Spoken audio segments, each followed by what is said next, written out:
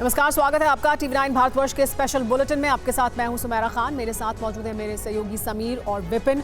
शुरुआत करते हैं इस वक्त की बड़ी खबर के साथ। खबर तपती जलती गर्मी की। देश के कई राज्य जलते जून का प्रकोप झेल रहे हैं। उत्तर भारत के शहरों में भयंकर गर्मी पड़ रही है।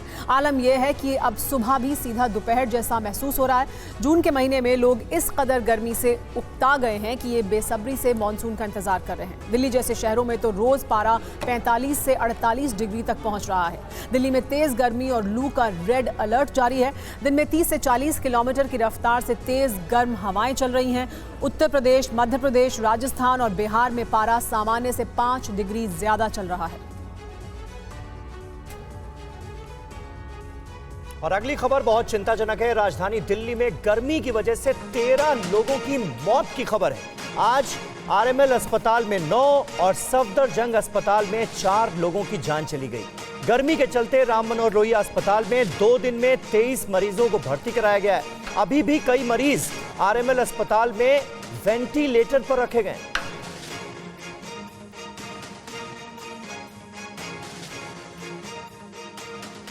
तो ये बहुत अहम खबर है और गर्मी की वजह से किस तरह से लोगों की जान जा रही है और मौत का आंकड़ा लगातार बढ़ता जा रहा है, ये अपने आप में चिंताजनक है। RML अस्पताल में 9 और सफदरजंग अस्पताल में दिल्ली के 4 लोगों की मौत की खबर है। तमाम मरीज अलग अलग अस्पतालों में भर्ती कराए गए हैं जो कि हीट स्ट्रोक का शिकार हुए।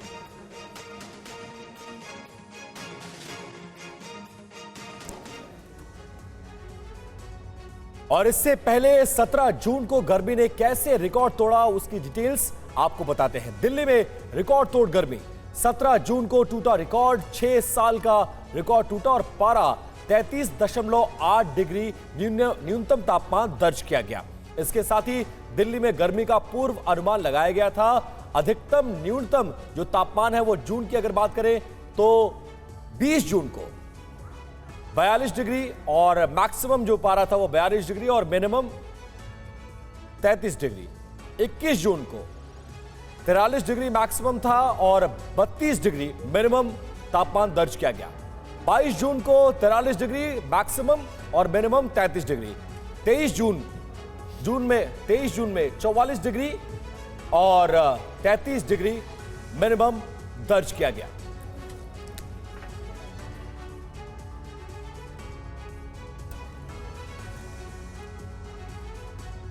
जून जला रहा है। गर्मी से हाहाकार मचा हुआ है। देश के कई इलाकों में पानी की किल्लत से जनता सड़कों पर है। हालात ये हैं कि गर्मी के पिछले कई साल का रिकॉर्ड टूट गया है।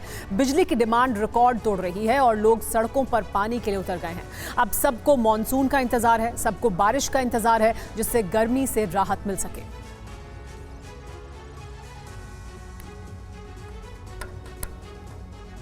और वहीं यूपी में भी भीषण गर्मी का कहर नजर आ रहा है। यूपी में हीट वेव से पिछले 24 घंटे में 81 लोगों की मौत हुई है। कानपुर में 13, फतेहपुर में 12 लोगों की जान चली गई गर्मी की वजह से। चित्रकूट में 9 और उन्नाव से भी 6 लोगों की मौत की खबर सामने आ रही है। आप अंदाजा लगा सकते हैं हीट स्ट्रोक ने कैसा कोहराम मचाया है। उत्तर प्रदेश में पिछले 24 घंटे का जो मौत का आंकड़ा है वो अपने आप में चौंकाने वाला है। 81 लोगों की मौत पिछले 24 घंटे में हुई है यूपी के अंदर। कुमार कुंदन हमारे संवाददाता इस वक्त हमारे साथ मौजूद हैं। कुमार, बहुत चिंताजनक तस्वीरें कई राज्यों से सामने आई हैं। दिल्ली हो, नोएडा हो, यूपी का आंकड़ा तो और भी ज्यादा चौंकाता है। 24 घंटे में 81 लोगों की मौत का कब राहत मिल पाएगी इस भीषण गर्मी से, क्या पता चल पा रहा है? मौसम विभाग क्या कह रहा है? देखिए समीर, उत्तर भारत में इस महीने के अंत तक तो मौसम का हाल अमूमन यही रहने वाला है। मानसून तकरीबन 30 के बाद ही या उसके आसपास आने की बात है। लेकिन जो सबसे डराने वाली बात समीर ये है कि दिन के साथ साथ रात का भी तापमान जो है वो काफ़ी कम रह रहा है, काफ़ी अधिक रह रहा है। जो मिनिमम टेम्परेचर रात में होना चाहिए वो भी टेम्परेचर काफ़ी कम है, काफ़ी अधिक है, जिसकी वजह से ये परेशानी हो रही है। सिर्फ और सिर्फ RML अस्पताल की बात करें तो पिछले कुछ दिनों में 45 मरीज वहाँ एडमिट हुए हैं, जिसमें से 9 मरीजों की डेथ हो गई है। कुछ यही हाल LNJP का है, कुछ यही हाल DDU का है। तो दिल्ली के जो सरकारी अस्पताल से आंकड़े आ रहे हैं, हालांकि कंपाइल आंकड़े अभी तक नहीं आए हैं, वह डराने वाले हैं कि भीषण गर्मी की वजह से काफ़ी ज़्यादा लोगों की मौत हो रही है, खास करके जो लोग हीट स्ट्रोक से संबंधित है। लेकिन जो सबसे चौंकाने और डराने वाले आंकड़े हैं समीर, वो ये कि दिन के साथ साथ रात का भी टेम्परेचर काफ़ी ज़्यादा जा रहा है। साल 1969 से लेकर अब तक जो आंकड़े आए हैं उसके हिसाब से दिल्ली में लगभग 34 कुछ डिग्री टेम्परेचर जो है मिनिमम मेंटेन किया गया है, जो कि सबसे ज़्यादा है। अमूमन जो टेम्परेचर है वो 30 डिग्री के आसपास होता है, तो तकरीबन 3 से 4 डिग्री पिछले कुछ सालों में बढ़ा है, जो कि डरावना है और निश्चित रूप से उत्तर भारत के लिए तो और भी ज़्यादा खतरनाक है। समीर, बहुत शुक्रिया आपका कुमार कुंदन इस जानकारी और अपडेट के लिए। और भीषण गर्मी से जूझ रही दिल्ली के लिए एक अच्छी खबर है। 27 जून तक दिल्ली पहुंच सकता है मॉनसून। पश्चिमी यूपी में 26 से लेकर 27 जून तक पहुंचने की उम्मीद जताई गई है। पूर्वी उत्तर प्रदेश में 23 से 24 जून तक पहुंच सकता है मॉनसून और यूपी में 22 और 23 जून के आसपास हल्की बूंदाबांदी के भी आसार जताए गए।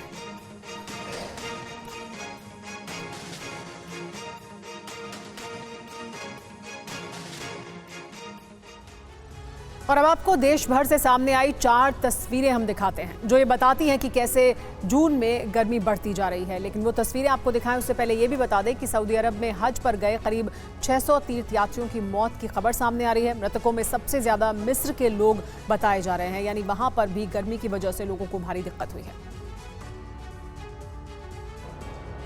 हज यात्रियों की भारी संख्या, ऊपर से सूरज का सितम, हज यात्रियों की मौत का कारण बन रहा है।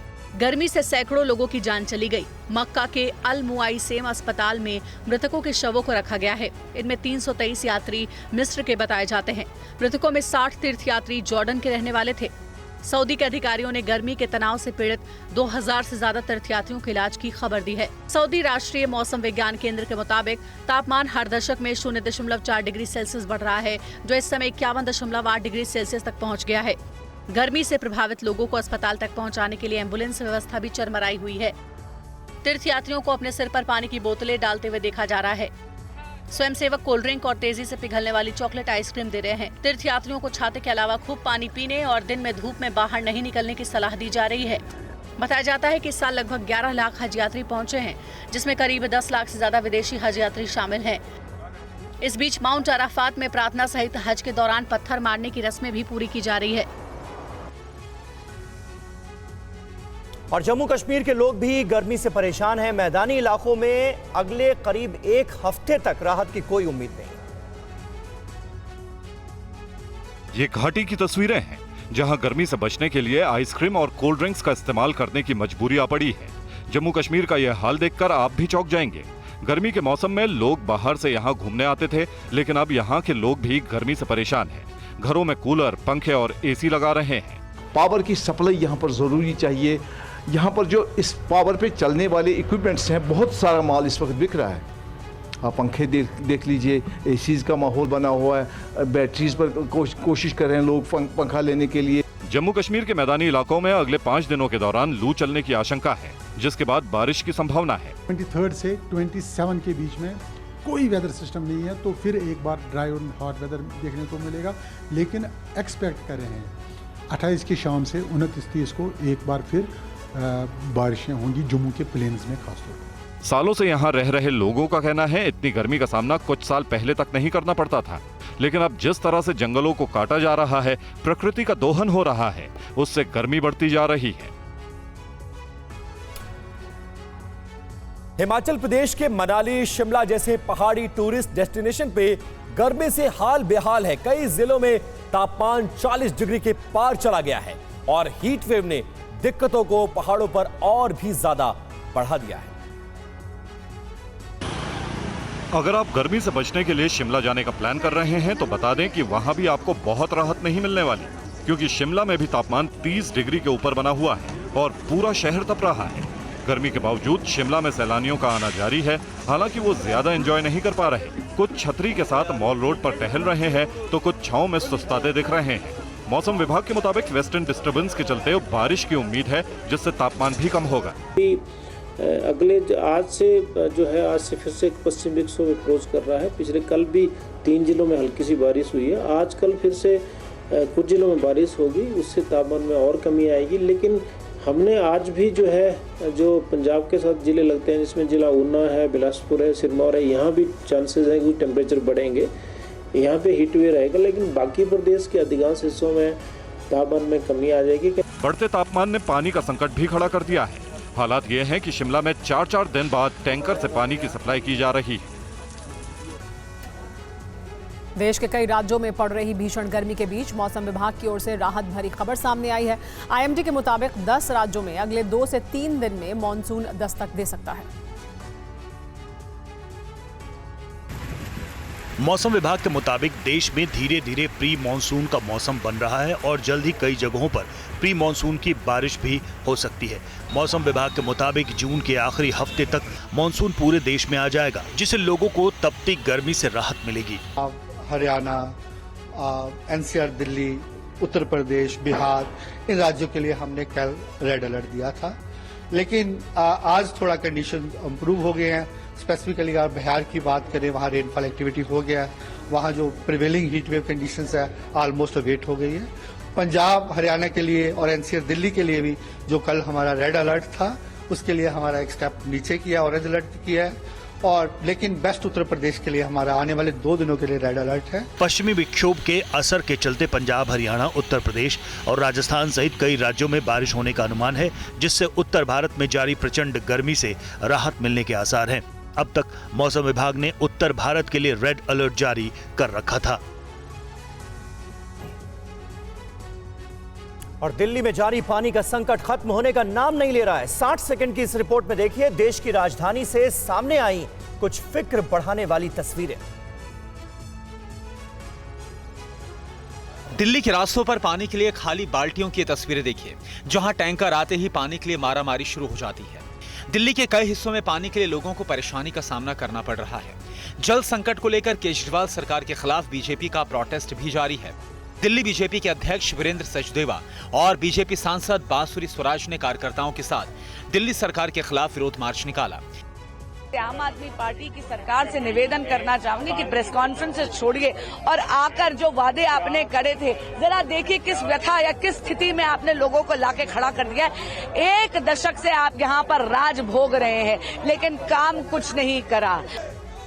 बीजेपी सांसद प्रवीण खंडेलवाल ने कार्यकर्ताओं के साथ मोतीबाग कॉलोनी में दिल्ली सरकार के खिलाफ मार्च निकाला और केजरीवाल के इस्तीफे की मांग की।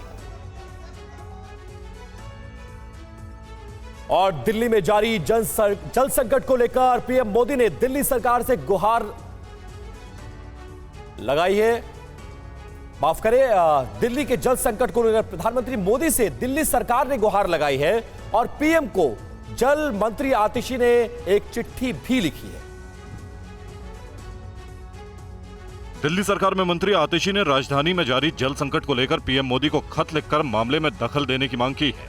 उन्होंने कहा कि अगर पानी की समस्या का हल नहीं हुआ तो वो 21 जून से अनिश्चितकालीन उपवास करेंगी।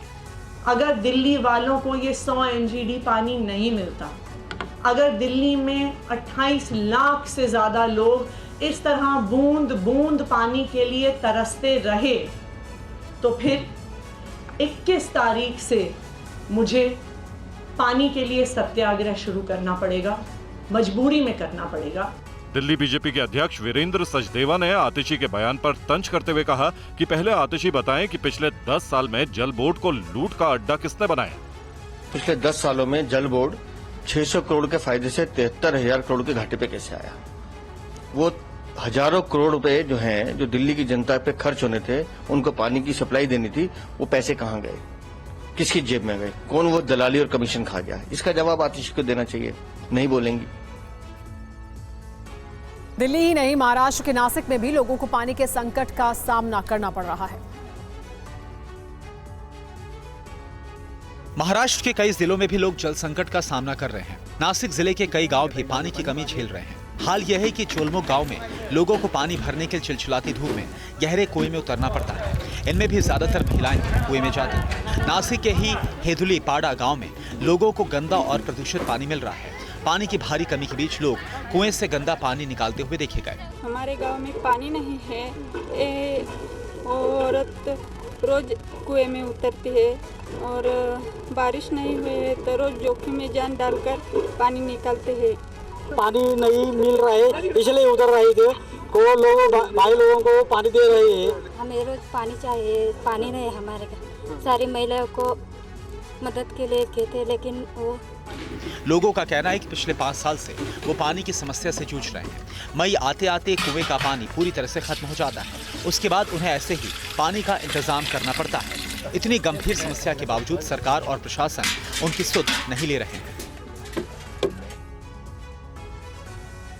तो अलग अलग जगहों से आ रही रिपोर्ट ये साफ बता रही है कि उत्तर भारत गर्मी से इस वक्त जूझ रहा है। वहीं आसाम के कई जिलों में बाढ़ से कोहराम मचा हुआ है। करीमगंज में भूस्खलन की वजह से 3 नाबालिग सहित 5 लोगों की मौत हो गई।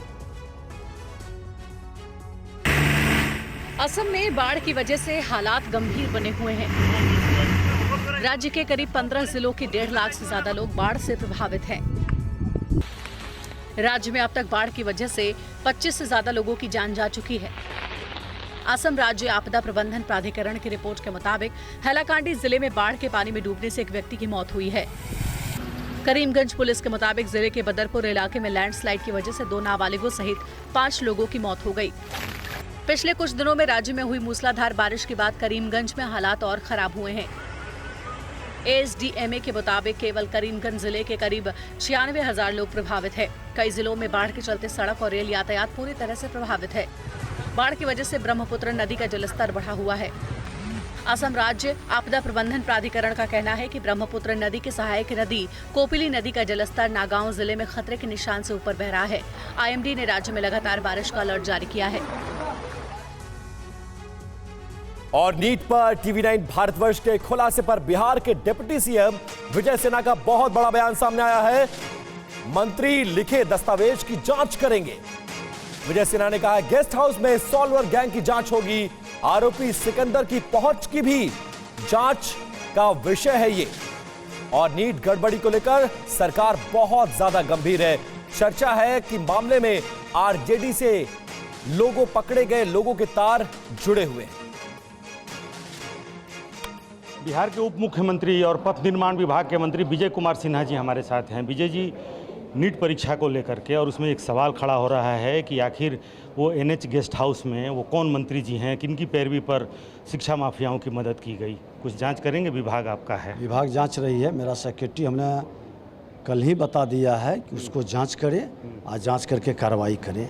और जिन लोगों ने, जिस रसूखदार लोगों ने इस तरह की व्यवस्था बनाई है वो बख्शे नहीं जाएंगे। पूरी जांच के बाद वैसे लोग पर कड़ी कार्रवाई होगी। किधर की तरफ इशारा किधर जा रहा है? प्रथम दृष्टया जो बातें सामने आ रही हैं, लोगों के बीच में चर्चा है। बता रहे हैं लोग कि ये जदुवंशी और कौन लोग ठहरे हैं और कहाँ से आए। सिकंदर जदुवंशी, ये अनुराग यादव, ये सिकंदर जदुवंशी जल संसाधन से कैसे आगे आपके नगर विकास विभाग में और कैसे कई जगह के प्रभार मिल गया और इनके कहाँ तक पहुँच है, किनसे जुड़े हैं, ये सारे विषय लोगों के पब्लिक मीडिया में आ रही है, लोग कह रहे हैं। तो हमने अपने विभाग के जिन लोगों ने नाम और जो इसके लिए जिम्मेवार है, हमने सेक्रेटरी को कहा कि पूरी तहकीकात करें, पूरे उसके पत्र और पूरा डिटेल लेकर के इसकी जांच कर करके कार्रवाई करें। नहीं, इशारा किधर है? मैंने आप जो कह रहे हैं यदुवंशी, तो अब तो जो लोग बोल रहे हैं कि कहाँ राजद से किनसे जुड़े लोग हैं, तो इसकी उच्च जांच के बाद स्पष्ट हो जाएगी। का नाम भी प्रीतम यादव और कुछ। हाँ, तो ये सारे लोग का तो नाम आ गया है, अब कई सोशल मीडिया में भी चल रही है। तो हमने इसीलिए कहा कि इसको जांच लें और जांच करके कार्रवाई हो, क्योंकि ये छोटा विषय नहीं है, ये बड़ा विषय है और ऐसे लोगों पर एक्शन आवश्यक है। और इसी खबर पर ज्यादा डिटेल्स के साथ हमारे संवाददाता रुपेश कुमार पटना से लाइव जुड़ गए हैं। रुपेश, जैसा कि उम्मीद थी कि जांच तो चल ही रही है और अब इस पर सियासत भी शुरू हो गई है, क्या कुछ कह रहे हैं विजय सिन्हा और उनकी बातों में कितनी सत्यता आपको नजर आ रही है?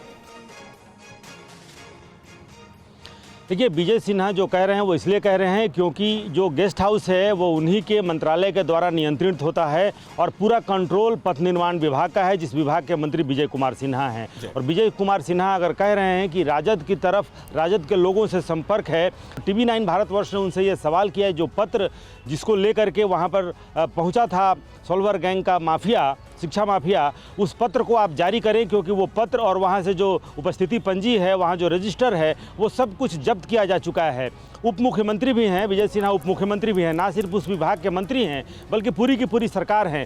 ऐसे में ये सिर्फ एक पॉलिटिकल कोरा आरोप न बन के रह जाए, जब उन्होंने अपने सेक्रेटरी को पूरे मामले की जांच करने को कहा है और अगर ये आरोप लगा रहे हैं कि उनके संबंध राजद की तरफ से है, तो किसका पत्र है और किसके पत्र को लेकर के मंत्री जी वहां अंकित किया गया, पत्र संख्या 440 अंकित किया गया।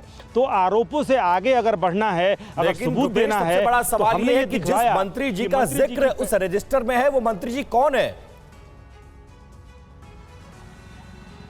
जी हाँ, बिल्कुल अहम सवाल है और इसीलिए मैं कह रहा हूं कि वो पत्र में सब कुछ दफन है, सब कुछ राज उसी पत्र में छुपा हुआ है और वो पत्र उस विभाग के पास है जिस विभाग के मंत्री विजय सिन्हा हैं और वो कह रहे हैं कि राजद से जुड़ा हुआ है। तो सबसे पहला सवाल यही है कि अपने आरोपों को पुख्ता करने के लिए उप मुख्यमंत्री जी उस पत्र को जारी क्यों नहीं कर रहे हैं? उस पत्र को जारी करें, क्योंकि वो पत्र वहाँ से जब्त किया जा चुका है। ना सिर्फ पत्र जब्त किया गया है बल्कि जो रजिस्टर हैं जिस पर यह दर्ज है कि मंत्री जी की पैरवी से 440 नंबर लेटर के आधार पर कमरा नंबर N10 उनको दिया गया। और 2 दिन पहले से जब हम ये खुलासा कर रहे हैं और ये कह रहे हैं कि सब दूध का दूध पानी अगर अलग करना चाहते हैं, क्योंकि ये बच्चों के भविष्य का सवाल है, ये सिर्फ किसी आरोप प्रत्यारोप की बात नहीं है, सवाल 24 लाख बच्चों का है, उनके भविष्य का सवाल है। ऐसे में पेपर लीक हुआ था कि नहीं हुआ था, आगे आप अगर कानून बनाना चाहते हैं तो पहले इस नेक्सस को तोड़ना होगा। जितने शिक्षा माफिया और शिक्षा माफियाओं के जो मददगार लोग हैं, उन पूरे मददगारों के ऊपर नकेल कसना होगा, तभी अगर आप आगामी विधानसभा के पूरे मामले में कई खुलासे अभी और होने हैं और जांच इस पूरे मामले में आगे बढ़ती हुई नजर आ रही है। बहुत शुक्रिया इस जानकारी के लिए। TV9 के खुलासे पर एक्शन में आई है पुलिस। एयरपोर्ट के पास गेस्ट हाउस पहुंची पुलिस। पटना के सरकारी गेस्ट हाउस से पुलिस ने सारे कागजात जब्त कर लिए हैं। मंत्री जी वाले जानकारी सामने आने के बाद सारे रजिस्टर और पत्र जब्त किए गए। आर्थिक अपराध इकाई की टीम ने मंत्री जी की पत्र संख्या 440 को भी जब्त किया है।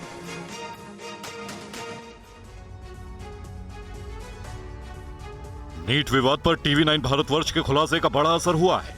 मंत्री जी वाले खुलासे के बाद एक्शन में आई पुलिस एयरपोर्ट के पास गेस्ट हाउस पर पहुंची और इस सरकारी गेस्ट हाउस से पुलिस ने कई अहम कागजात जब्त कर लिए। इसमें सबसे महत्वपूर्ण मंत्री जी का पत्र संख्या 440 भी शामिल है। यहाँ के रजिस्टर सारे कहाँ चले गए? किसके रजिस्टर? यहाँ जो रजिस्टर्स रखे हुए थे। कौन सा रजिस्टर? Entry register. विभाग लेके अपनी गई। कब? क्या कब ले गई? पुलिस से पूछिए जाके। अच्छा, पुलिस वाले ले गए हैं? हाँ बिल्कुल, पूछिए उनसे, सारी डिटेल उनके पास ऑलरेडी है। ये रजिस्टर्स पुलिस वाले ले गए हैं? सारी डिटेल्स उनके पास रखी है ऑलरेडी। मेरा सवाल है कि रजिस्टर्स पुलिस ले गई है? क्या चीज? Registers police? हाँ, सब उनके पास है, बिल्कुल। ये कल उठा कर ले वो इन्वेस्टिगेशन उनकी कर रहे हैं वो लोग, उनके पास है। तो वो लेटर नंबर 440 तो आपके पास यहाँ जमा हो गया। और TV9 संवाददाता रुपेश कुमार ने यह पूरा खुलासा देश के सामने किया है। पुलिस ने वही रजिस्टर और कागजात जब्त किए हैं जो रुपेश ने सबसे पहले आपको TV9 की अपनी रिपोर्ट में दिखाए थे। सरकारी गेस्ट हाउस से रुपेश की एक और एक्सक्लूसिव रिपोर्ट अब आपको दिखाते हैं। बिहार की राजधानी पटना में पटना एयरपोर्ट के ठीक एंट्री गेट के सामने एक गेस्ट हाउस है जिसे NHAI गेस्ट हाउस के नाम से जाना जाता है। हालांकि इंस्पेक्शन बंगलो NH यहाँ पे लिखा हुआ है। यहाँ भी अगर आप देखें तो निरीक्षण भवन राष्ट्रीय उच्च पथ, जिसे NHAI गेस्ट हाउस के रूप में ही कहा जाता है, जाना जाता है, चाहे वो विभाग के मंत्री हों या फिर पटना में जो पटना को जानने वाले लोग हैं इसे NHAI गेस्ट हाउस कहते हैं। लेकिन थोड़ी सी व्यवस्था बदली है। अब ये गेस्ट हाउस NHAI के डायरेक्ट कंट्रोल में नहीं बल्कि बिहार सरकार के पथ निर्माण विभाग के कंट्रोल में है। यहाँ पर कर्मचारी हैं, ये कुछ बोलने को तैयार नहीं है, लेकिन जो यहाँ पर कागजात कल बरामद हुए थे, मिले थे, चाहे वो रजिस्टर हो या फिर बाकी तमाम चीज़ें हो, एंट्री रजिस्टर से लेकर के बाकी चीज़ें, वो सब कुछ यहाँ से गायब कर दी गई हैं, सब कुछ हटा दिया गया है। सिर्फ यहाँ पर कुछ गैर ज़रूरी जो चीज़ें हैं सिर्फ वही रह गई हैं। और इस खुलासे के बाद पटना ईओयू दफ्तर पहुंच रहे छात्रों से संवाददाता रुपेश कुमार ने बातचीत की है, सुनिए। परीक्षार्थी पहुंचने लगे हैं ईओयू में। ये बताइए क्या नाम है आपका? ईशा भारती। आपको बुलाया गया है यहाँ पर। एक मिनट जरा रुक जाओ ईशा। ईशा ये बताओ कि कहाँ आपका परीक्षा केंद्र आपका कहाँ था? Indirapuram public school. ये बताओ, पेपर लीक की बात आ रही है कि उन छात्रों को बुलाया गया है जिन पर कुछ शंका है कि उनको प्रश्न पत्र पहले मिला था। आपको मिला था पहले? नो सर, ऐसा कुछ नहीं है। अच्छा, लर्न प्ले स्कूल जानती हो? गई थी कभी लर्न प्ले स्कूल? ना। एजी कॉलोनी लालू खटाल के बगल में कभी गई हो? नहीं। NHI गेस्ट हाउस कभी गई हो? नहीं। तो फिर आपको क्यों बुलाया गया? I don't know. नहीं, कुछ तो हुआ होगा ना, आपका डॉक्यूमेंट्स मिला होगा। मुझे नहीं पता, बस क्या नोटिस आपके आया। अभिभावक ने कुछ पैसे, chequebook, passbook, ATM card, debit card कुछ दिया था? ऐसा कुछ नहीं। कुछ आपको आपके गार्जियन ने कहा कि कुछ हम सेटिंग कर रहे हैं, कुछ आपके लिए, कुछ आपका? ऐसा कुछ नहीं, मेरा बस ये अपियरिंग एग्जाम था। मैं बस क्वेश्चन आपने कहीं कोचिंग वगैरह भी की थी? नहीं। कितने लड़कों को बुलाया गया है? वो मुझे नहीं पता। क्या आपको कभी आपने आंसर वगैरह कुछ मिला था, आपने रटा इस तरह से कुछ अपना हुआ? ऐसी कोई ऐसा कुछ नहीं हुआ। हमारे साथ बच्चे तो फिर क्यों बुलाएगा? आपको कुछ लगता है क्यों आपको नोटिस दिया गया? Don't know. कब आपको नोटिस मिला? 1 वीक हो गया। नीट विवाद को लेकर अब राजनीति भी हो रही है। आम आदमी पार्टी के यूथ विंग के मामलों पर आज हंगामा किया है।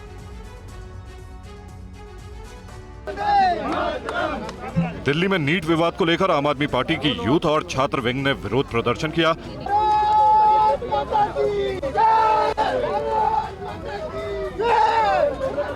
शिक्षा मंत्री धर्मेंद्र प्रधान के आवास की ओर बढ़ रहे प्रदर्शनकारियों को रोक लिया गया, जिसके बाद आप कार्यकर्ता 3 मूर्ति के पास इकट्ठा हुए।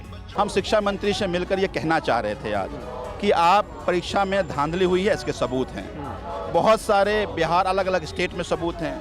तो अगर धांधली हुई तो एग्जाम रद्द की, दोबारा एग्जाम कराइए। और मन में बच्चों की असुरक्षा का भाव है तो सुप्रीम कोर्ट मॉनिटर्ड एक इंक्वायरी हो। आपने कोशिश की प्रधान जी के घर पे जाने की? हम लगातार कोशिश कर रहे हैं, पुलिस की फौज लगा दी गई है। हमने सुबह टाइम लेने की भी कोशिश करे। हमने कहा कोई नहीं, आप 4 को 4 लोग आ जाएंगे। लेकिन परीक्षा में कैसे धांधली हुई है, बच्चे कैसे परेशान हैं, किस तरह से आज बच्चों के भविष्य अधर में हैं। अब देश के बच्चे के भविष्य अधर में देश कैसे आगे बढ़ेगा?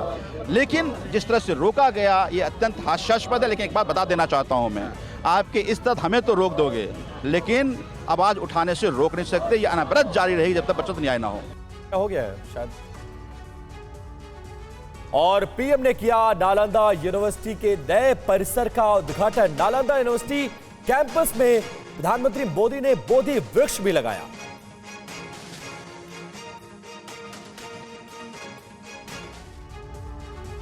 कुछ इस तरह से प्रधानमंत्री नरेंद्र मोदी ने बिहार के राजगीर में ऐतिहासिक नालंदा यूनिवर्सिटी के नए कैंपस का उद्घाटन किया। नालंदा है उद्घोष इस सत्य का कि आग की लपटों में पुस्तकें भले जल जाएं, लेकिन आग की लपटें ज्ञान को नहीं मिटा सकती।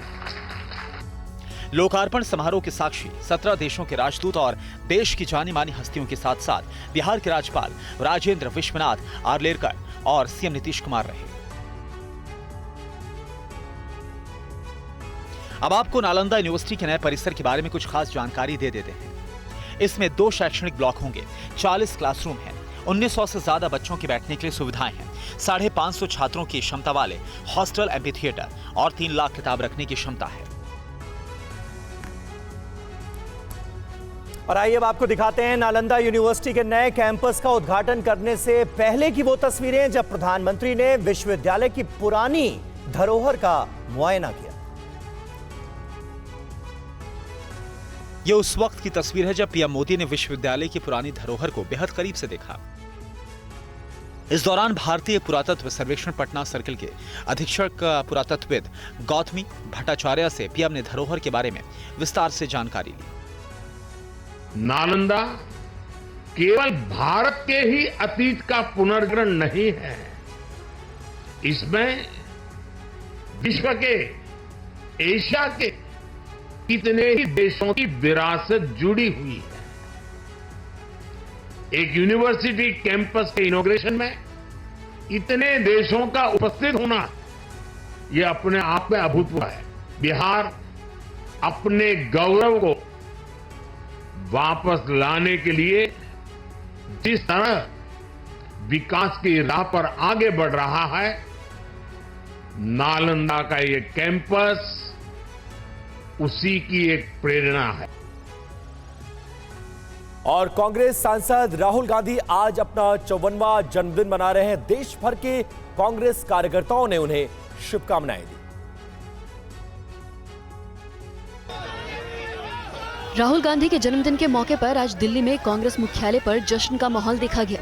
राहुल अपनी बहन और कांग्रेस महासचिव प्रियंका गांधी वाड्रा के साथ एआईसीसी हेडक्वार्टर पहुंचे और जन्मदिन की शुभकामनाओं के लिए पार्टी कार्यकर्ताओं का आभार व्यक्त किया।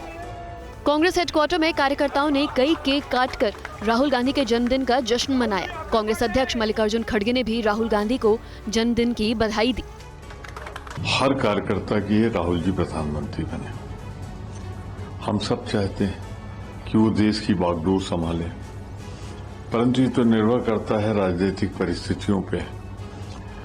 इसमें कोई दो राय नहीं कि जो कन्याकुमारी से कश्मीर तक की उन्होंने यात्रा की, उसके बाद जो ये चुनाव हुआ तो वो एक महानायक के रूप में उभरे हैं।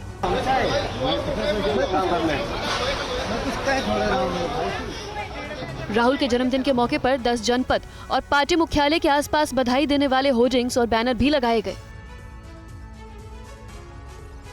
मध्य प्रदेश में कांग्रेस लोकसभा चुनाव की हार के सदमे से बाहर भी नहीं आ पाई है कि आपसी सिरफुटव्वल ने आलाकमान की परेशानी बढ़ा दी है। निशाने पर प्रदेश कांग्रेस अध्यक्ष जीतू पटवारी हैं। लोकसभा चुनाव में कांग्रेस का मध्य प्रदेश में सूपड़ा साफ हो गया। सभी 29 सीटें हारने के बाद प्रदेश कांग्रेस में अंतर्कलह खुलकर सामने आ गई है। कांग्रेस नेताओं का एक धड़ा हार का ठीकरा मध्य प्रदेश कांग्रेस अध्यक्ष जीतू पटवारी पर फोड़ रहा है। कांग्रेस नेता और पूर्व प्रवक्ता अमिताभ अग्निहोत्री ने पार्टी अध्यक्ष मल्लिकार्जुन खड़गे, सोनिया गांधी को शिकायत कर जीतू पटवारी की शिकायत की है। चिट्ठी में लिखा गया है कि कांग्रेस चापलूसों, पट्टों और पूंजीवादियों की वजह से हारी। इसके अलावा जीतू पटवारी नरसिंह घोटाला, आयुष्मान घोटाला और कोरोना घोटाले को चुनावी मुद्दा नहीं बना पाए। अमिताभ अग्निहोत्री ने आगाह किया कि जीतू पटवारी अध्यक्ष बने रहे तो कांग्रेस अगले 20 साल तक एक भी सीट नहीं जीत सकेगी। हाईकमान कांग्रेस को एक चिट्ठी लिखी है मध्य प्रदेश में कांग्रेस की दयनीय स्थिति को लेकर। उस चिट्ठी में मैंने ये लिखा है कि मध्य प्रदेश में जो प्रदेश कांग्रेस के माननीय अध्यक्ष हैं जीतू पटवारी जी को तत्काल उनके पद से उनको हटाया जाए। कांग्रेस ने सफाई दी है कि चापलूसी की समस्या बीजेपी में है, कांग्रेस में नहीं, जबकि बीजेपी ने अंतर्कलह पर चुटकी ली है। और हरियाणा विधानसभा चुनाव से पहले कांग्रेस को एक झटका लगा है। विधायक किरण चौधरी बीजेपी में शामिल हो गई हैं। किरण की बेटी श्रुति भी बीजेपी में शामिल हुई। 5 बार की विधायक, पूर्व मुख्यमंत्री बंसीलाल की बहू, हरियाणा की वरिष्ठ नेता किरण चौधरी ने 40 साल के बाद कांग्रेस को अलविदा कह दिया और कुछ इस तरह से बीजेपी का दामन थामा। साथ ही किरण चौधरी की बेटी और भिवानी महेंद्रगढ़ से पूर्व सांसद श्रुति चौधरी ने भी कांग्रेस का साथ छोड़ दिया है। ये फैसला इसीलिए लिया मैंने, प्रेरित होकर हमारा ये जो नेतृत्व बैठा है इनसे और हमारे माननीय प्रधानमंत्री जी जिन्होंने विकसित भारत का एक संकल्प रखा है। इससे पहले किरण ने कांग्रेस अध्यक्ष मल्लिकार्जुन खड़गे को त्यागपत्र दिया और इसमें जो लिखा उससे प्रदेश में कांग्रेस नेताओं के बीच आंतरिक कलह के संकेत मिलते हैं। हरियाणा कांग्रेस को व्यक्तिगत जागीर के तौर पर चलाया जा रहा है, जिसमें मेरी जैसी ईमानदार आवाजों के लिए कोई जगह नहीं है, जिन्हें बहुत ही सुनियोजित और व्यवस्थित तरीके से दबाया, अपमानित किया गया और उनके खिलाफ साजिश रची गई, जिससे काफी बाधा उत्पन्न हुई। सोर्सेज के मुताबिक किरण चौधरी बेटी श्रुति को भिवानी महेंद्रगढ़ लोकसभा से टिकट नहीं मिलने से नाराज चल रही थी। जम्मू कश्मीर के बारामूला में सुरक्षा बलों ने 2 आतंकियों को ढेर कर दिया है। वहीं डोडा में एसपीओ की AK-47 राइफल लेकर फरार हुए शख्स को भी गिरफ्तार कर लिया गया है।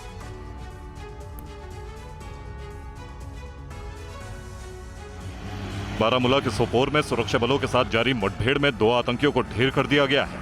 जिले के हादीपोरा इलाके में एक गांव में सुरक्षा बलों और आतंकियों के बीच मुठभेड़ हुई। मुठभेड़ के दौरान एसओजी का एक जवान घायल भी हुआ है। राफियाबाद में तलाशी अभियान के मद्देनजर 2 शिक्षण संस्थानों को भी बंद कर दिया गया और सुरक्षा के लिहाज से ट्रैफिक को डाइवर्ट कर दिया गया।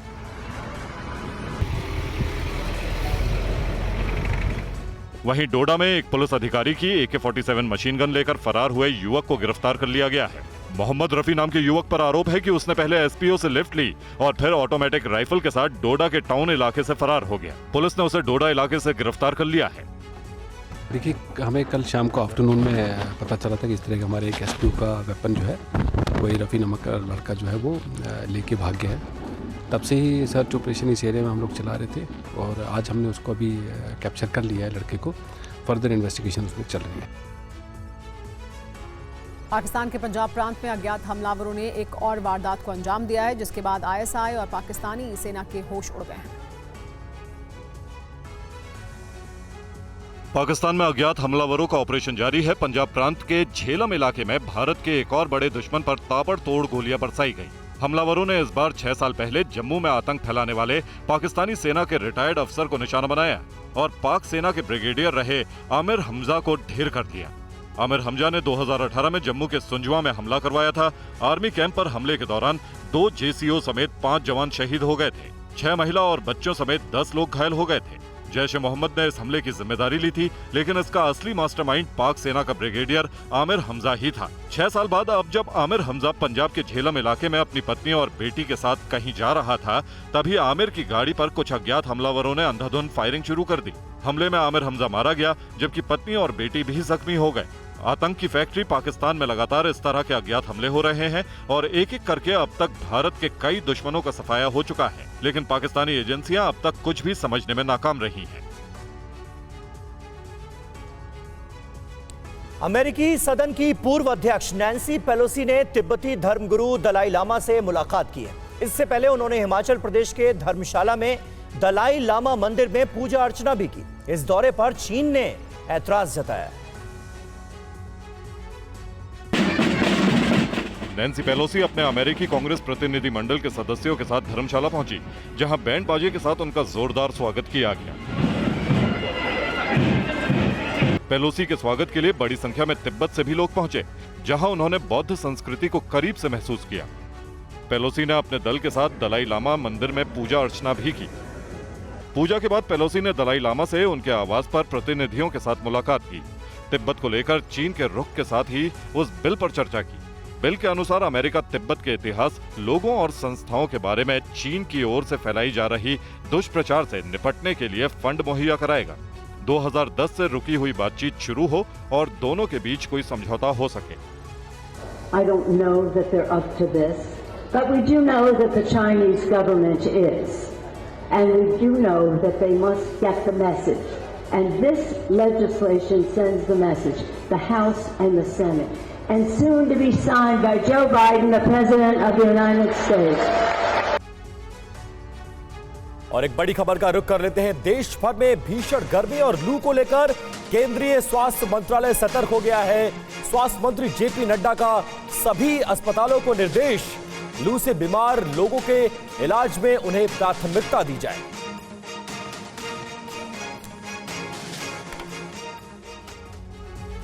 अगर आप हवाई जहाज में सफर के लिए बैठे हों और प्लेन की AC फेल हो जाए तो आपका क्या हाल होगा? ये कोई कल्पना नहीं बल्कि हकीकत है। देखिए ये रिपोर्ट। ये लोग ना किसी बस में हैं, ना किसी धरती पर चलने वाली गाड़ी में, सैकड़ों फीट की ऊंचाई पर आसमानी सफर पर हैं। फिर आप कहेंगे कि फ्लाइट में पंखे झलने की कैसी मजबूरी? माथे से पसीना बह रहा है, बार बार पसीना पोंछना और हाथ के पंखे से उसे सुखाना पड़ रहा है। ये मजबूरी स्पाइस जेट के यात्रियों को झेलनी पड़ी। बताया जाता है कि स्पाइस जेट का ये विमान SG-486 दिल्ली से दरभंगा की उड़ान भरने के लिए तैयार था। बाहर आसमान में सूरज आग बरसा रहा था। ऐसे में AC बंद होने से फ्लाइट में सवार लोगों का गर्मी से क्या हाल हुआ होगा, समझ सकते हैं। परेशानी हुई और इन्होंने AC तब ऑन किया जब फ्लाइट टेक ऑफ हुआ, तो हम लोगों ने 1 घंटा करीब बिना AC के फ्लाइट में, इनफैक्ट विदाउट ऑक्सीजन समझ लीजिए, हम लोगों ने सफर किया। बताया जाता है कि इस दौरान फ्लाइट के अंदर का तापमान 40 डिग्री से ऊपर पहुंच गया। पैसेंजर्स करते भी क्या, कोई मैगजीन से हवा करता दिखा तो कोई हवाई टिकट से। फ्लाइट में उमस ने लोगों की तबीयत खराब कर दी। इससे पहले 30 मई 2024 को भी एयर इंडिया की भोपाल से दिल्ली की फ्लाइट के दौरान ऐसा हुआ था, जब 2 घंटे तक AC बंद रहा था। और सिक्किम में फंसे पर्यटकों को निकालने का काम अभी भी जारी है। मंगन जिले में लैंडस्लाइड के चलते 6 लोगों की मौत हो गई थी। उत्तरी सिक्किम में लैंडस्लाइड के बाद फंसे 1000 से ज्यादा पर्यटकों को निकालने का काम जोर शोर से जारी है। रेस्क्यू मिशन में सेना और सुरक्षा बलों के जवान शामिल हैं। फंसे लोगों को सेना के जवान सुरक्षित स्थानों पर पहुंचा रहे हैं। जवान कई बच्चों को अपने सीने से लगाकर शरणार्थी शिविरों की ओर ले जाते दिखे। सेना के मुताबिक पर्यटकों को पैदल और गाड़ियों के जरिए उन इलाकों में पहुंचाया जा रहा है जहां कनेक्टिविटी बहाल की जा चुकी है। उत्तरी सिक्किम में सेना की त्रिशक्ति कोर में शामिल इंजीनियरिंग कोर ने जहां इलाके में कनेक्टिविटी बहाल की, वहीं बीआरओ रेस्क्यू के लिए मैन पावर और सहायता दे रहा है। इसके अलावा सेना की मेडिकल कोर ने चिकित्सा सहायता बूथ बनाए हैं, जहां सिक्किम के स्थानीय लोगों के साथ साथ पर्यटकों को मेडिकल सुविधाएं दी जा रही हैं। सिक्किम में 13 जून को भारी बारिश का कहर देखने को मिला था। लैंडस्लाइड की वजह से कई मकान बह गए थे और रास्ते बंद हो गए थे। हादसे में कई लोगों की मौत हो गई थी। और बॉम्बे हाईकोर्ट ने फिल्म हम दो हमारे 12 को 21 जून 2024 को रिलीज करने की अनुमति दे दी है। फिल्म निर्माताओं से हमारे संवाददाता राजीव सिंह ने बातचीत की। काफ़ी विवादों के बाद आखिरकार फिल्म हमारे 12 की रिलीज का रास्ता साफ हो गया है। बॉम्बे हाई कोर्ट ने जो है फिल्म की रिलीज को लेकर ग्रीन सिग्नल दे दिया है। आखिर किस बात को लेकर विवाद था? आपत्ति आई थी कि एक टीजर हमने रिलीज किया था, उस टीजर के ऊपर उन्होंने आपत्ति जताई, और जब उन्होंने आपत्ति जताई हमने भी उस चीज़ को कंसिडर किया और फिर जैसे हमें आदेश हुआ। और एक बात और बताना चाहता हूँ, जब हम यहाँ पहुँचे तो उससे पहले हम उसको डिलीट कर चुके थे अपने एंड से, लेकिन कुछ लोगों ने जैसे डाउनलोड करके रखा था तो उनको हम लोग नहीं कर सकते हैं। मेन उसका था विषय आप लोगों ने सेलेक्ट किया है फिल्म बनाने को लेकर, उस विषय को लेकर पर्टिकुलर कोई विवाद था कि पर्टिकुलर धर्म विशेष या कुछ इस तरह की चीज़ें ऐसी थी जिसको लेकर आपत्ति ट्रेलर के जरिए सामने आई? ये कंट्रोवर्शियल सब्जेक्ट है नहीं, ये फिल्म हमारी बात पॉपुलेशन की बात करती है, बहुत बड़ा मुद्दा है आज के देश में। उसके बाद एजुकेशन की बात करती है, महिला सशक्तिकरण की बात करती है। इसके अलावा इसमें कोई ऐसा विवादित मुद्दा है ही नहीं। फिल्म को ज़रूर देखें और ये वो वैसी फिल्म नहीं है कि अपना दिमाग घर पर रख के छोड़ के आ गए। महिला अपलिफ्ट करती है, थिंकिंग वाली फिल्म है जिसको हर इंसान को देखना चाहिए।